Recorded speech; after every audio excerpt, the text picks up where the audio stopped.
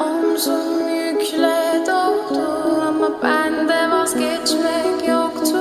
Bitmedi, bitmedi, bitirmedim. Ben özel değilim ya da öyle bir şey, ama sen varken hep böyle hissettim, böyle hissettim. Yanan her şey görünmüyor olmalı, bunu sen de hatırlarsın da artık